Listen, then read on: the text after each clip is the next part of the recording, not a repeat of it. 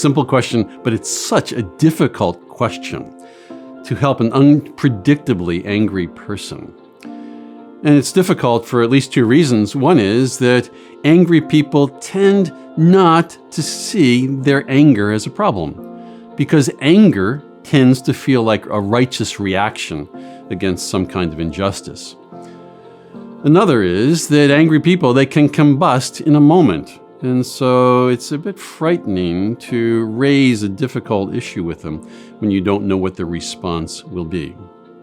Well, for us, something that's really hard means that we pray. We recognize immediately that this is beyond us. We don't have skills that are simply going to make this happen well. So we pray. What do we pray for? If it would be me, I would pray that I would be able to love rather than defend, love rather than react, love and consider what would be best for this particular person. I would pray that I have courage to be able to speak words that are important for that person, important even for our relationship. I want to pray for words that are apt, that are suitable, that are potentially hearable. I can't control a person's hearing, but at the same time, skillful, wise words are attractive, and they're able to be heard by a person who is willing. So the first thing we do, of course, is we pray. Then we continue our preparation. We gather specifics. What are two recent events that you have observed in which the person was angry? And then you consider what might be some apt and gentle and humble and clear words by which you can begin a conversation. You might ask others to help you with this, to pray for you with this. And then you move toward the person. The only thing you can actually script, most likely, would be the first sentence or the question you would ask. And it could be something like this. This would be a kind of humble introduction to it. I'd like to be able to talk with you about something. And frankly, it is really hard for me to talk about it. In some ways, believe it or not, I'm a bit frightened to talk about it. But I think for you and for us together, it's important for me to raise this. What I'd like to talk about are times recently where I've seen you angry. And then you can speak about the angry event. That's about as much as you can script. You can never ultimately predict how the other person is going to respond. Well, here are some of the things you can do.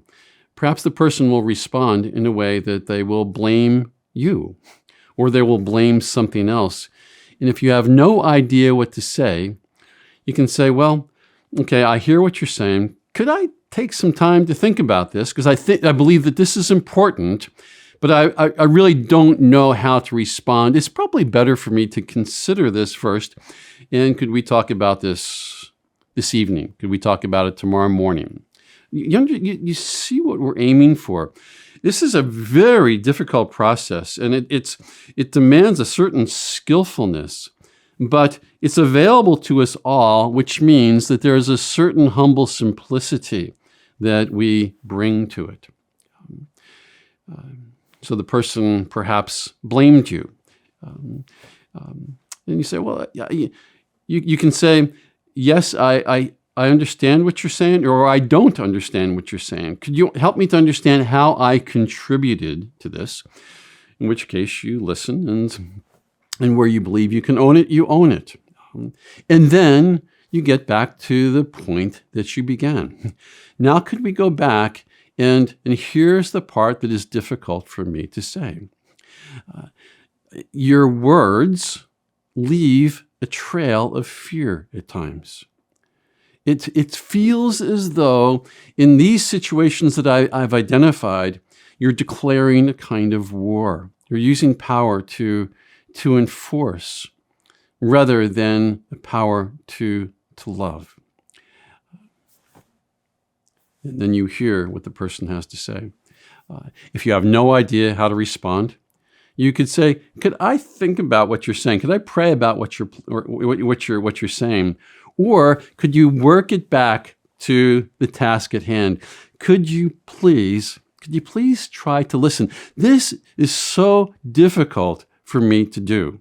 In some ways, it's frightening for me to do. And the last thing in the world I want is for fear to be part of our relationship. Could we talk about this together?" And then, if you have no idea how to proceed, courage and love, it compels you to say, "This is important." The nature of anger is it is unlikely to fade on its own.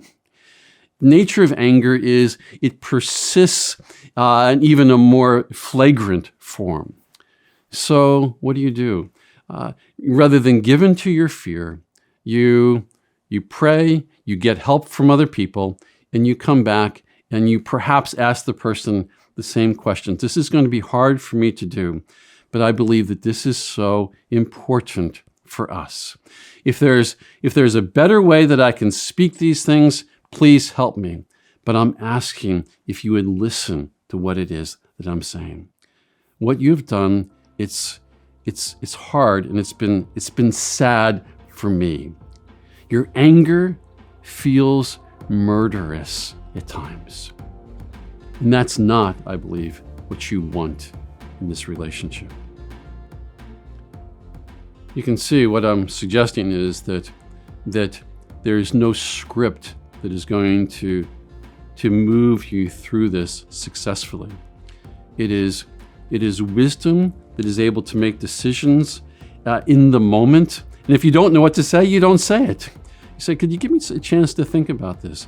It's love that keeps the task before the two of you and persists in it. And if you find that you get nowhere, what does wisdom do? This is important. So you consider with the person, "We need help. Where can we go for help?" Or I am going to ask for help. And we continue to pray, and we continue to move forward in courage and in love.